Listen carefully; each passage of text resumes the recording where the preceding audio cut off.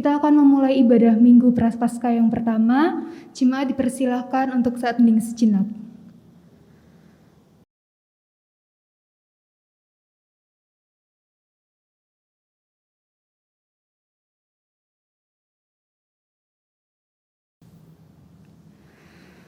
Jemaat yang dikasihi Tuhan Yesus Kristus, dimanapun dan bagaimanapun keberadaan kita saat ini, marilah kita bersekutu bersama dalam ibadah Minggu Prapaskah yang pertama. Dengan segala kelemahan dan keberdosaan, marilah kita menghayati bahwa hidup kita ini adalah anugerah dari Allah. Kita adalah ciptaannya dan marilah kita mengagungkan namanya. Jemaat dimohon bangkit berdiri.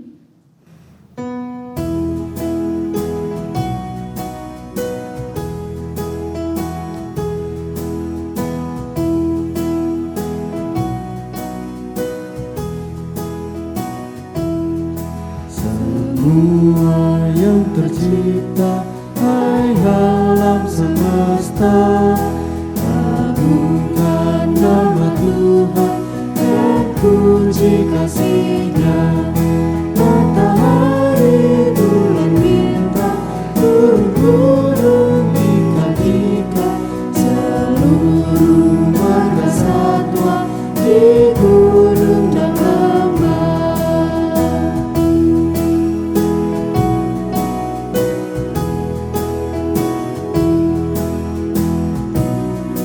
Sekarang menderita seisi dunia, dan dosa manusia mengakibatkannya.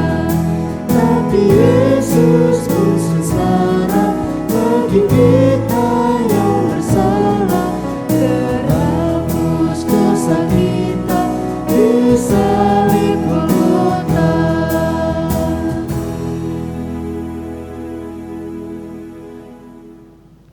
Bersama-sama marilah kita dasarkan peribadahan kita dengan sebuah pengakuan bahwa ibadah Minggu Prapaskah yang pertama ini berlangsung hanya di dalam nama Allah Bapa, Anak, dan Roh Kudus. Amin, amin, amin.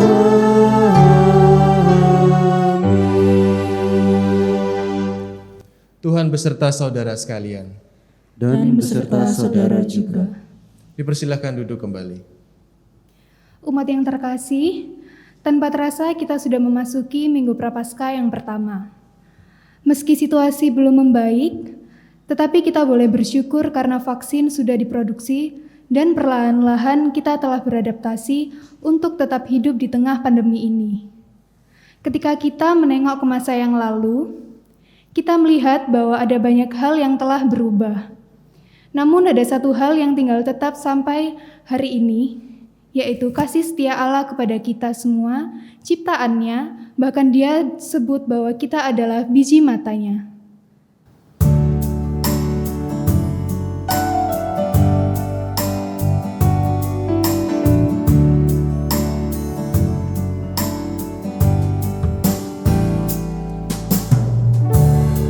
Kasih setiamu yang kurasakan lebih tinggi dari langit biru.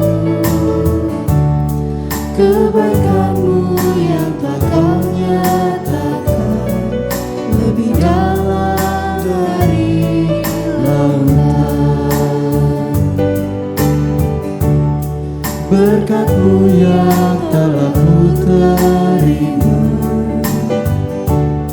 sempat membuatku terpesona.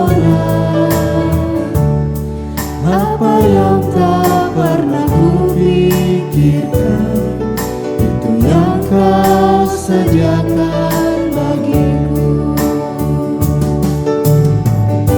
Siapakah aku ini, Tuhan, jadi biji mata-Mu.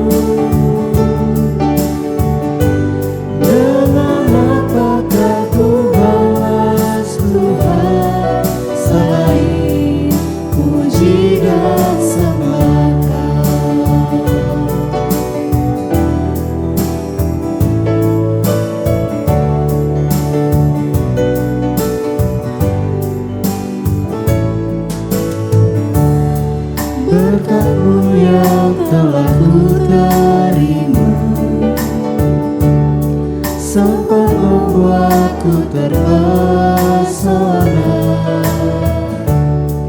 Apa yang tak pernah kupikirkan, itu yang Kau sediakan bagiku. Siapakah aku ini Tuhan, jadi biji mata-Mu. Dengan apakah ku balas Tuhan, selain puji dan sembah Kau, selain puji dan sembah Kau.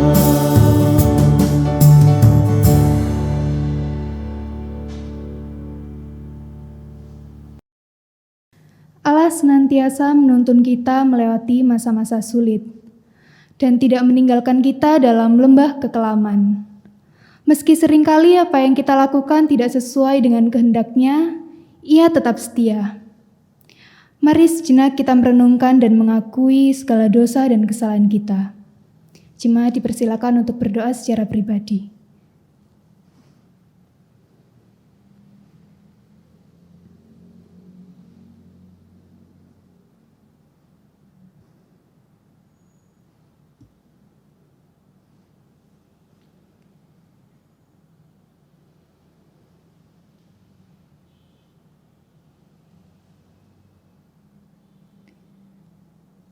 Mari kita bermazmur secara bergantian. Dari jurang yang dalam, aku berseru kepadamu, ya Tuhan. Tuhan, dengarkanlah suaraku. Biarlah telingamu menaruh perhatian kepada suara permohonanku. Jika Engkau, ya Tuhan, mengingat-ingat kesalahan-kesalahan, Tuhan, siapakah yang dapat tahan? Tetapi padamu ada pengampunan, supaya Engkau ditakuti orang. Aku menanti-nantikan Tuhan, jiwaku menanti-nanti, dan aku mengharap firman-Nya. Jiwaku mengharapkan Tuhan lebih dari pengawal mengharapkan pagi, lebih daripada pengawal mengharapkan pagi. Berharaplah kepada Tuhan, hai Israel, sebab pada Tuhan ada kasih setia, dan Ia banyak kali mengadakan pembebasan. Dialah yang akan membebaskan Israel dari segala kesalahannya. Sungguh Tuhan, kami tidak layak menerima cinta-Mu. Dengan hati yang hancur, kami memohon kasihanilah kami ya Tuhan. Di dalam nama Tuhan Yesus Kristus kami berdoa. Amin. Amin.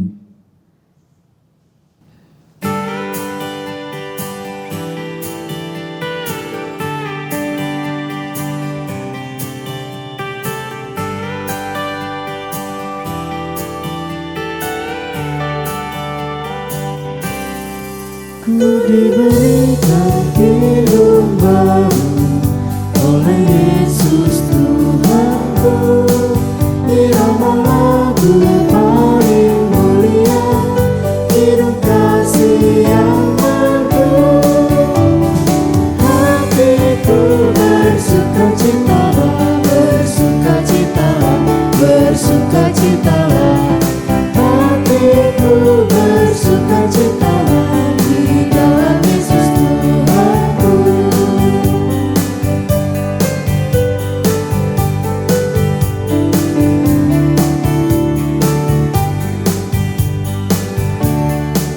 Ku mengasihi Tuhan Yesus yang tersalib bagiku. Segala dosaku dihapusnya, indah baru hidupku. Hatiku bersukacitalah, bersukacitalah, bersukacitalah.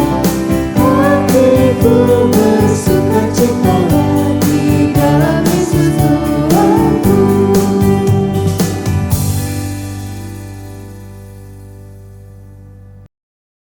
Jemaat dimohon bangkit berdiri.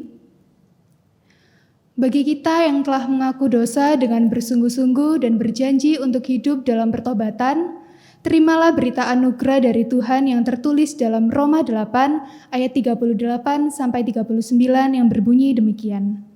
Sebab aku yakin bahwa baik maut maupun hidup, baik malaikat-malaikat maupun pemerintah-pemerintah, baik yang ada sekarang maupun yang akan datang, atau kuasa-kuasa baik yang di atas maupun yang di bawah, ataupun sesuatu makhluk lain, tidak akan dapat memisahkan kita dari kasih Allah yang ada dalam Kristus Yesus Tuhan kita. Di dalam Kristus engkau telah diampuni. Di dalam Kristus engkau pun telah diampuni. Damai Kristus bagimu. Damai Kristus bagimu juga.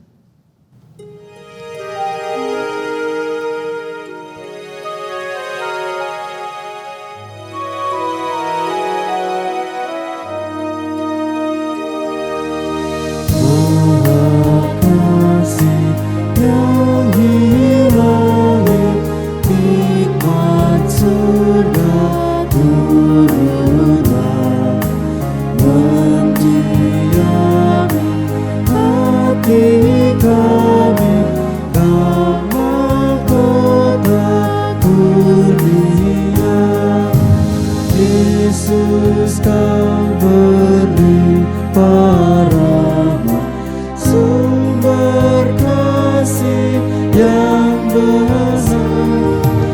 Datanglah membawa selamat bagi kami yang gentar.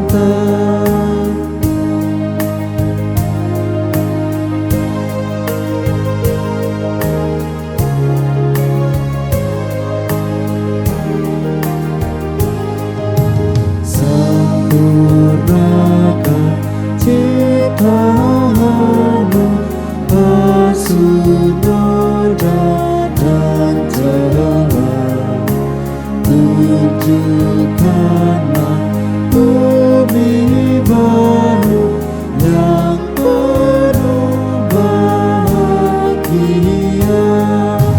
Makin mulia, makin suci diri kami, ubahlah sampai nanti kami puji di kau dalam terang bakar.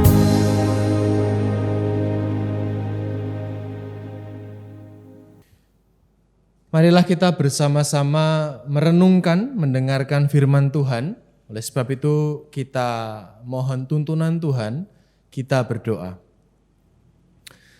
Ya Tuhan, kami mengucap syukur jika pada saat ini kami boleh kembali mendengarkan sapaan firman-Mu. Dan biarkanlah Engkau ya Roh Kudus yang menuntun menguasai kami dimanapun kami berada. Biarlah dalam momen Prapaskah ini kami boleh benar-benar merasakan bagaimana cara Tuhan ingin mengingatkan kehidupan kami, kejujuran kami, ketulusan kami. Dan biarkanlah kami boleh mendengar firman ini dan boleh menghidupinya di dalam setiap kehidupan kami. Di dalam nama Tuhan Yesus Kristus kami berdoa. Amin. Bacaan Injil kita diambil dari Injil Tuhan Yesus Kristus menurut kesaksian Markus pada pasalnya yang pertama ayat 9 hingga ayat yang ke-15. Markus 1 ayat 9 hingga ayat yang ke-15. Pada waktu itu datanglah Yesus dari Nazaret di tanah Galilea, dan ia dibaptis di sungai Yordan oleh Yohanes. Pada saat ia keluar dari air, ia melihat langit terkoyak dan roh seperti burung merpati turun ke atasnya. Lalu terdengarlah suara dari surga, "Engkaulah anakku yang kukasihi, kepadamulah aku berkenan." Segera sesudah itu roh memimpin dia ke padang gurun. Di padang gurun itu ia tinggal 40 hari lamanya, dicobai iblis. Ia berada di sana di antara binatang-binatang liar, dan malaikat-malaikat melayani dia. Sesudah Yohanes ditangkap, datanglah Yesus ke Galilea memberitakan Injil Allah, katanya, "Waktunya telah genap, kerajaan Allah sudah dekat, bertobatlah dan percayalah kepada Injil. Demikianlah Injil Tuhan kita Yesus Kristus. Berbahagialah setiap kita yang dengan tekun dan setia membaca firman Tuhan dan memelihara dalam kehidupan sehari-hari. Hosiana. Hosiana, Hosiana, Hosiana.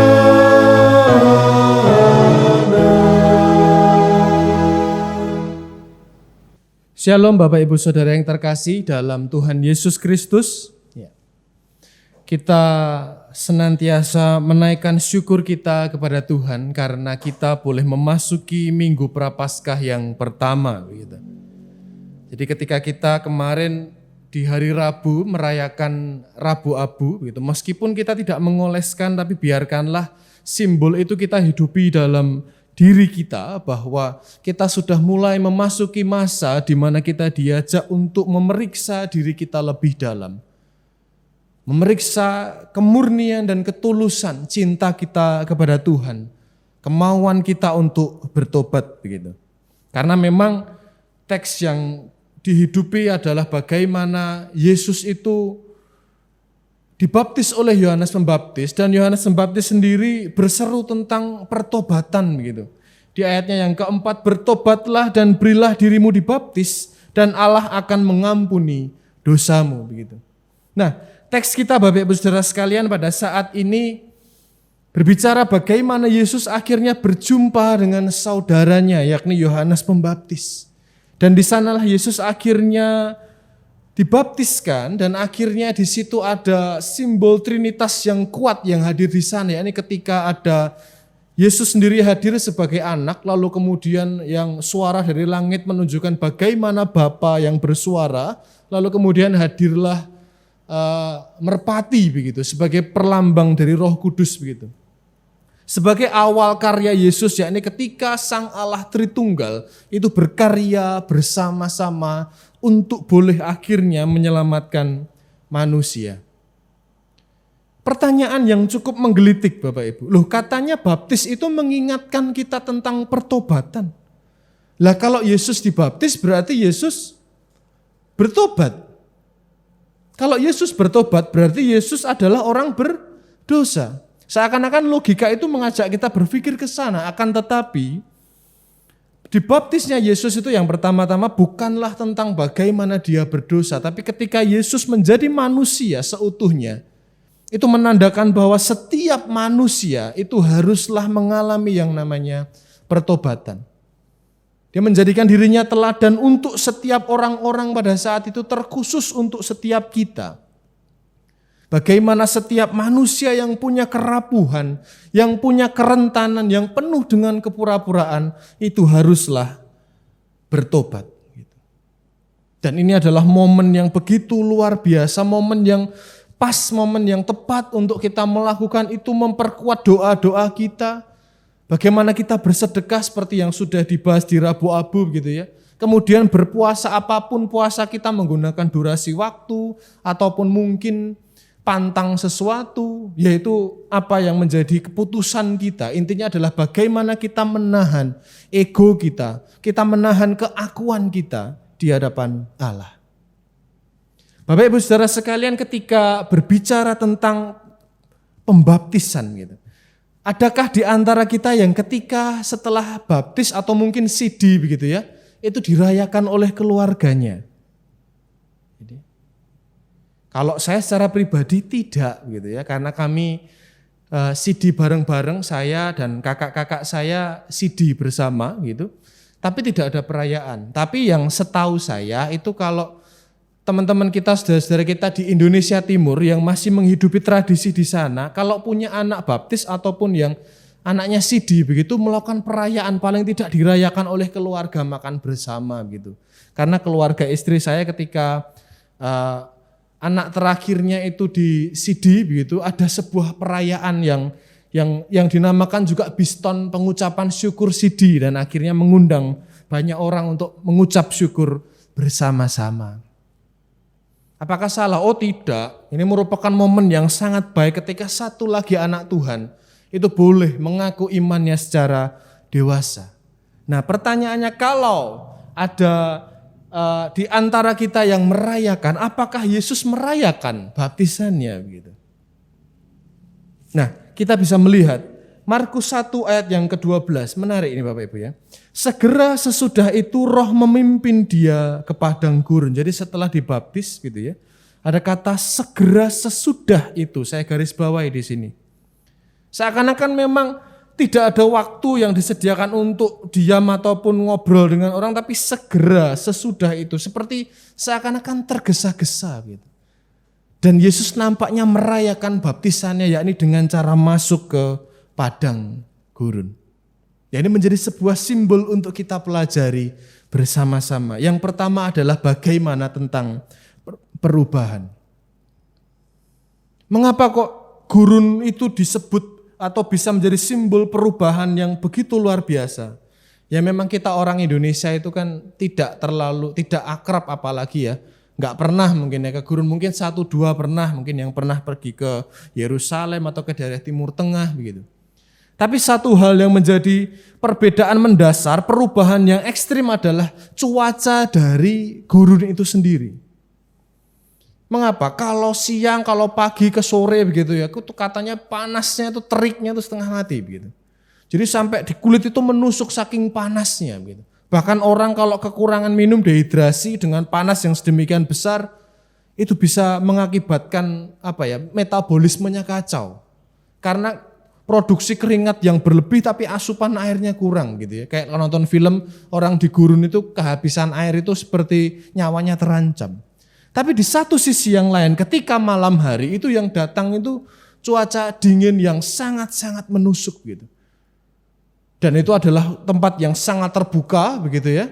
Sehingga membuat angin itu begitu bebasnya begitu. Sehingga orang tidak bisa berlindung di balik batu atau apa, karena saking lapangnya begitu. Jadi yang satu panas sekali, yang satu dingin sekali. Maksudnya apa sih Bapak Ibu Saudara sekalian? Ketika manusia merayakan pembaptisannya, merayakan sidinya, merayakan imannya, ketika berniat mau hidup secara lebih sungguh untuk Tuhan, ketika kita diajak untuk bertobat, sebuah pertanyaan adalah seberapa kuat usaha kita untuk bertobat. Kenapa demikian? Karena pertobatan itu memerlukan hati dan niatan yang sungguh-sungguh untuk berani mengalami perubahan. Perubahan seperti apa? Oh, kalau dulunya begini, sekarang jadi begitu. Kalau sekarang begitu, harusnya lebih begitu lagi, kira-kira begitu. Maksudnya gimana? Kalau dulu hidup di dalam dosa, lalu kemudian sekarang berangsur-angsur sedikit demi sedikit memperbaiki segala yang ada dalam kehidupannya. Secara pribadi saya tidak pernah percaya pada satu titik pertobatan yang selesai, yang final. Wah, saya sudah menerima Kristus, saya sudah hidup dalam Tuhan, lalu tidak memerlukan pertobatan. Oh tidak, pertobatan itu diperlukan setiap hari. Kenapa? Karena setiap kita itu sangat mungkin kembali jatuh di dalam dosa. Sehingga itu membutuhkan perubahan yang ekstrim, yang tadinya panas banget, kemudian menjadi dingin banget atau sebaliknya. Kemauan itu ada atau tidak? Apakah sulit Bapak Ibu berubah? Apakah sulit bertobat? Ya kalau gampang itu di kamar main HP, YouTube-an itu gampang. Enggak perlu dengerin firman Tuhan. Karena apa? Saking susahnya bertobat. Saking susahnya mengubah kebiasaan-kebiasaan buruk. Yesus katakan, dan firman Tuhan katakan di ayat yang ke-13. Menarik di sana. Ia berada di sana di antara binatang-binatang liar.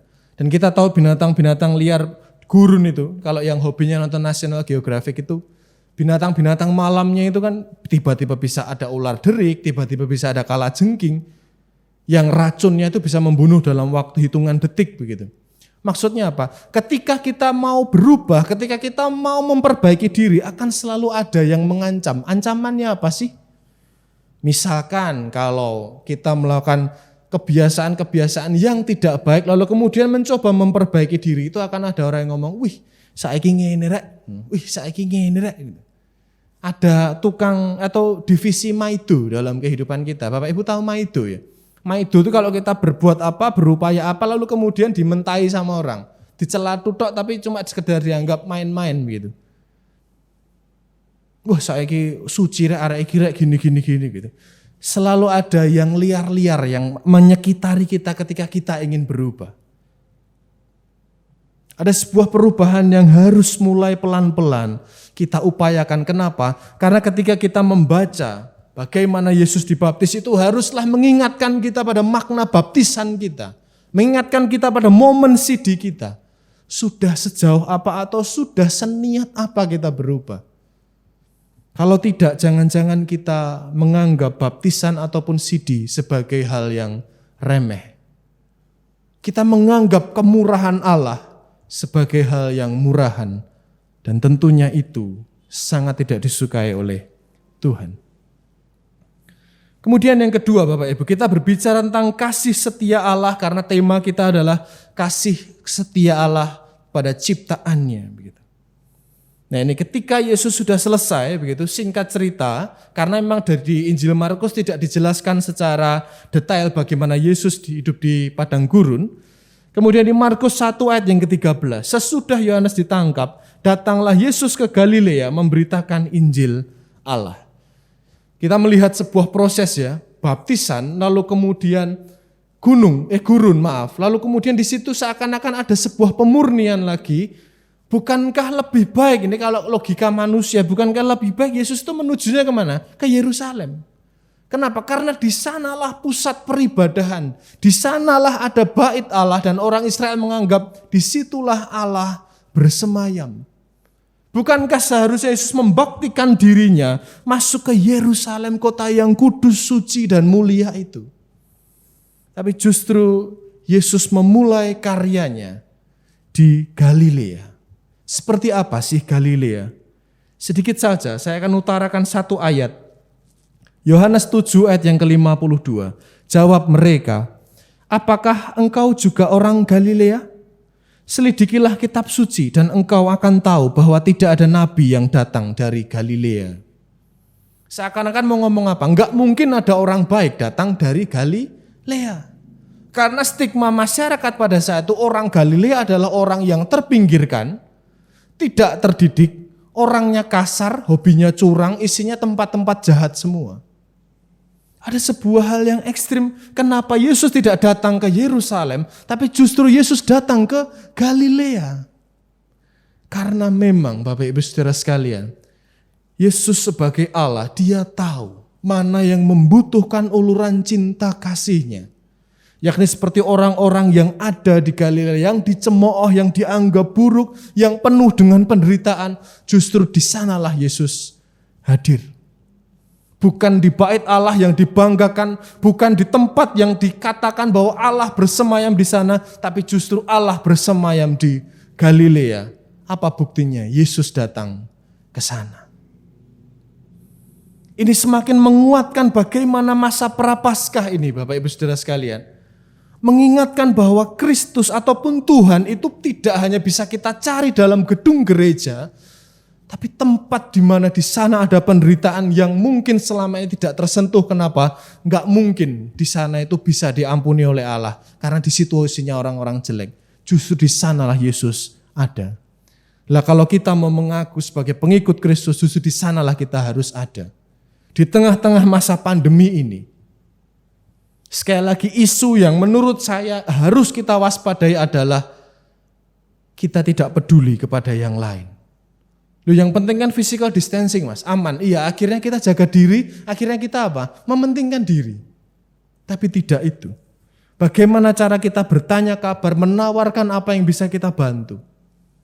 Karena apa? Kalau kita berkutat tentang peribadahan online begitu, mungkin Yesus sedang sibuk di Galilea, Yesus sedang sibuk mencari orang-orang Galilea, kita sibuk berdoa di dalam peribadahan kita.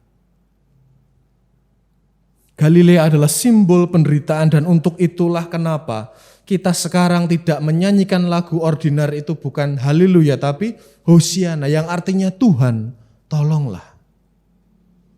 Ini menyimbolkan bagaimana kasih Kristus, kasih Allah itu memang ada untuk setiap kita yang merasa membutuhkannya.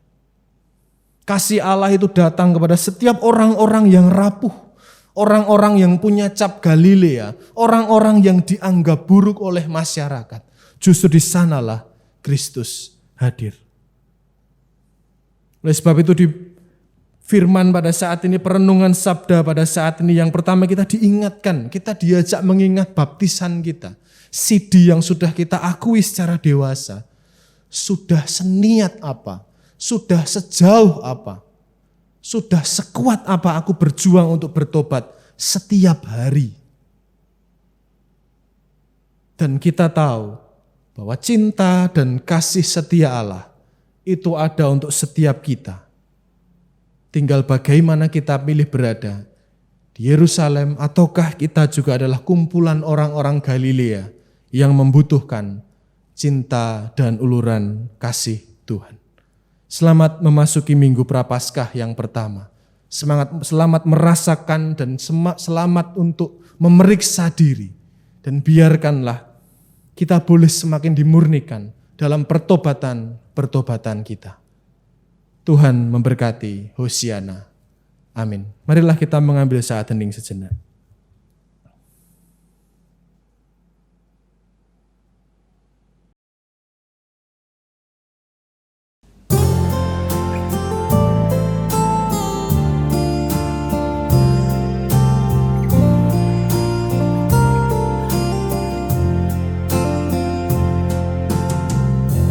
Saat kami berkumpul, Roh-Mu bekerja. Ajar kami memuliakan nama-Mu. Kala hati kami mulai menyembah-Mu, berkat-Mu atas kami Tuhan, berkat-Mu atas kami.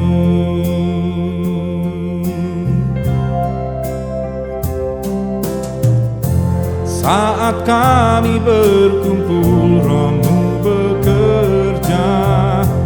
Ajar kami memuliakan nama-Mu. Kala hati kami mulai menyembah-Mu, berkat-Mu atas kami Tuhan, berkat-Mu atas kami.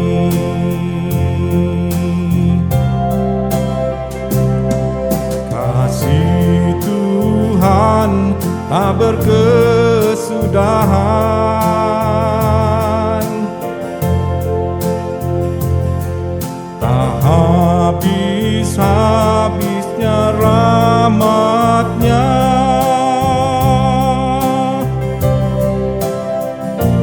Selalu baru tiap pagi, baru tiap pagi, besar setia-Mu Tuhan, besar setia-Mu. Selalu baru tiap pagi, baru tiap pagi, besar setia-Mu Tuhan, besar setia-Mu.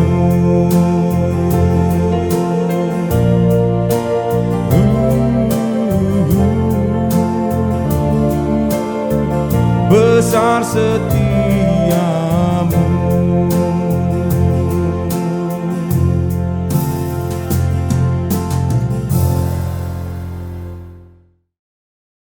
Marilah bersama dengan umat Allah di masa lalu, masa kini, dan masa depan mengingat pengakuan iman pada baptisan kita menurut pengakuan iman rasuli. Aku percaya kepada Allah, Bapa yang Maha Kuasa, Khalik langit dan bumi, dan kepada Yesus Kristus, Anak-Nya yang tunggal Tuhan kita, yang dikandung dari Roh Kudus, lahir dari anak darah Maria, yang menderita sengsara di bawah pemerintahan Pontius Pilatus, disalibkan, mati dan dikuburkan, turun ke dalam kerajaan maut, pada hari yang ketiga bangkit pula dari antara orang mati, naik ke surga, duduk di sebelah kanan Allah Bapa yang Maha Kuasa. Dan dari sana ia akan datang untuk menghakimi orang yang hidup dan yang mati. Aku percaya kepada Roh Kudus, gereja yang kudus dan am, persekutuan orang kudus, pengampunan dosa, kebangkitan orang mati, dan hidup yang kekal. Amin. Marilah kita menaikkan syafaat kita kepada Tuhan. Kita berdoa. Ya Allah yang Maha Baik, terima kasih jikalau Engkau boleh mengingatkan kami bagaimana kami bertobat, bagaimana cara kami menanggapi kebaikan dan cinta kasih-Mu atas segala pengampunan-Mu dalam kehidupan kami. Ajar kami tidak semakin lupa, semakin terjatuh dan terjerembab di dalam lubang dosa. Dalam keseharian kami, mampukan kami ya Tuhan, memiliki upaya, memiliki daya untuk boleh melakukan pertobatan itu sedikit demi sedikit, hari demi hari. Dan biarkanlah Kau dapati setiap kami setia untuk memperbaiki diri kami di hadapan-Mu. Juga ya Tuhan, terima kasih jikalau Engkau hadir ke Galilea, hadir dalam penderitaan, hadir dalam kehidupan kami. Terima kasih ya Tuhan, terima kasih. Dan ajar kami juga meneladan Engkau untuk boleh mengingat kepada setiap mereka yang menderita pula. Terima kasih Tuhan, terima kasih. Kami ingin berdoa untuk masa pandemi ini yang tak kunjung usai. Kami percaya ya Tuhan, di tengah-tengah segala keterbatasan kami, Engkau yang merahmati kami dengan cinta-Mu, sehingga seluruh kebijaksanaan yang boleh kami dapatkan, itu berasal dari Engkau dan membuat kami berjuang dan tentunya berjalan dalam setiap langkah kehidupan kami. Terima kasih ya Tuhan, terima kasih. Kami berdoa untuk jemaat Tuhan yang tetap berjuang dan bergumul bersama dengan keluarga, dalam pekerjaan, dalam relasi, di dalam studi, di dalam segala apapun yang dikaryakan dan diperjuangkan bersama dengan keluarga. Engkaulah tempat kami berharap dan Engkaulah sang sumber jawaban, Engkaulah sang sumber berkat dalam kehidupan kami. Terima kasih Tuhan, terima kasih. Inilah ya Tuhan doa kami yang kami naikkan di dalam satu nama, Tuhan kami Yesus Kristus yang mengajar kami berdoa. Bapa kami yang di surga, dikuduskanlah nama-Mu, datanglah kerajaan-Mu, jadilah kehendak-Mu di bumi seperti di surga. Berikanlah kami pada hari ini makanan kami yang secukupnya, dan ampunilah kami akan kesalahan kami seperti kami juga mengampuni orang yang bersalah kepada kami. Dan janganlah membawa kami ke dalam pencobaan, tetapi lepaskanlah kami daripada yang jahat, karena Engkaulah yang mempunyai kerajaan dan kuasa dan kemuliaan sampai selama-lamanya. Amin. Allah telah memberkati kita dengan berkat-berkat yang tak terhitung banyaknya. Ia menemani kita dalam suka dan duka, serta memberi kita kekuatan saat kita lemah. Mari kita ungkapkan rasa syukur kita dengan memberikan persembahan seperti yang telah tertulis dalam 1 Tesalonika 5 ayat yang ke-18 yang demikian bunyinya. Mengucap syukurlah dalam segala hal, sebab itulah yang dikehendaki Allah di dalam Kristus Yesus bagi kamu. Umat dapat mengirimkan persembahan ke rekening gereja atau melalui amplop yang diserahkan ke kantor gereja atau melalui metode QR.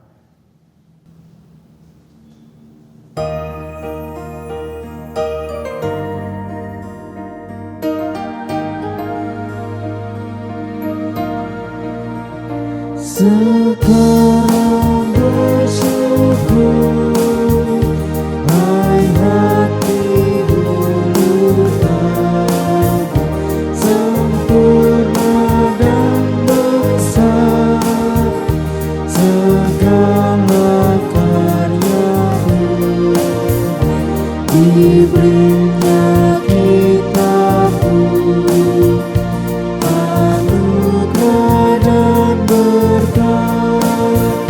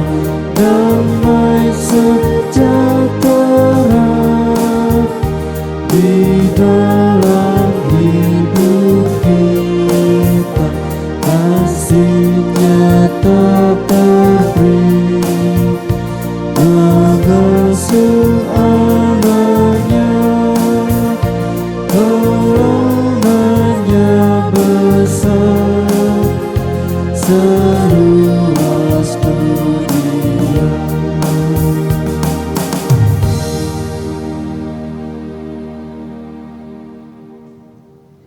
Jemaat diundang bangkit berdiri, marilah kita mengungkapkan persembahan kita. Puji syukur ya Tuhan apabila Engkau pada siang hari ini telah memberikan kesempatan kepada kami, sehingga kami boleh mempersembahkan sebagian berkat yang telah kami terima sampai saat ini ya Tuhan. Tuhan berkatilah persembahan ini yang telah terkumpul ini agar boleh kami gunakan untuk kelangsungan kehidupan bergereja kami ya Tuhan. Pimpinlah, berkatilah para majelis yang mengelola persembahan ini agar dapat menjalankan tugas dan kewajibannya dengan baik dan benar ya Tuhan. Terima kasih ya Tuhan, semua ini kami serahkan hanya ke tangan-Mu saja Tuhan kami, Yesus Kristus, Juru Selamat kami yang hidup. Amin. Kita adalah anak-anak Allah yang dilimpahinya dengan kasih setia. Hiduplah di dalam kasih setia Allah, sebab Allah telah rela mengorbankan anak tunggalnya demi manusia ciptaannya. Maka bangkitlah dari abu tanda keberdosaanmu. Nyatakan yang terbaik dalam hidupmu kepada Tuhan Allah kita.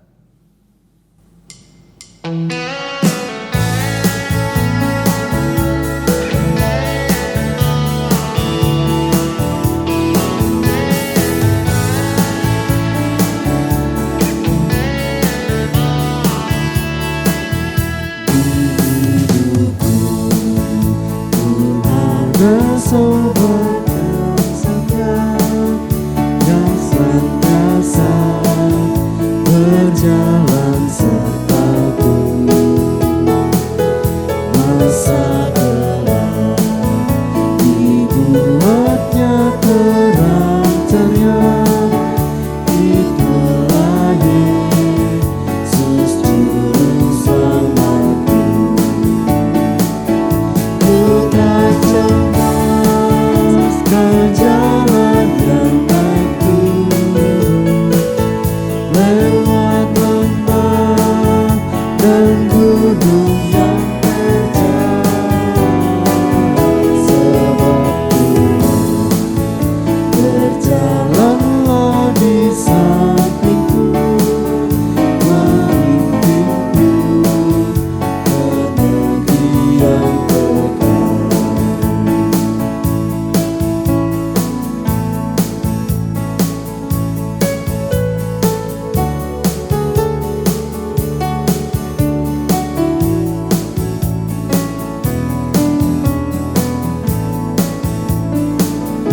Oh kasih-Nya besarlah tiada taranya, dengan rela Dia mati bagiku. Kepadanya ku serahkan jiwa dan raga, sejak itu Dia bimbingku selalu.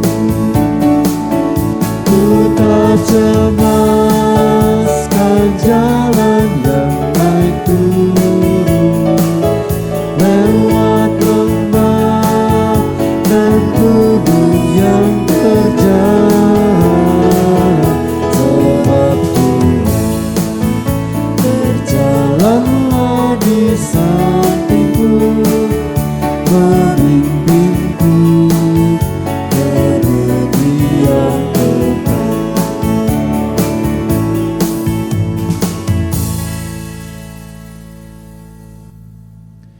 Kini bersama-sama arahkanlah hatimu kepada Tuhan. Kami mengarahkan hati kami kepada Tuhan. Jadilah saksi Kristus. Syukur kepada Allah, Terpujilah Tuhan. kini dan selamanya. Bersama-sama marilah kita menerima berkat dari Tuhan. Kiranya Allah sumber cinta kasih kekal, Kristus Sang Penebus yang memulihkan dunia, serta Roh Kudus Sang Sahabat yang berdiam dalam hati kita, memenuhi hati kita dengan kasih setia, pemulihan, dan persahabatan, serta memampukan kita untuk memancarkannya melalui diri dan hidup kita, mulai hari ini sampai selama-lamanya. Hosiana. Hosiana, Hosiana, Hosiana, Hosiana, Hosiana, amin,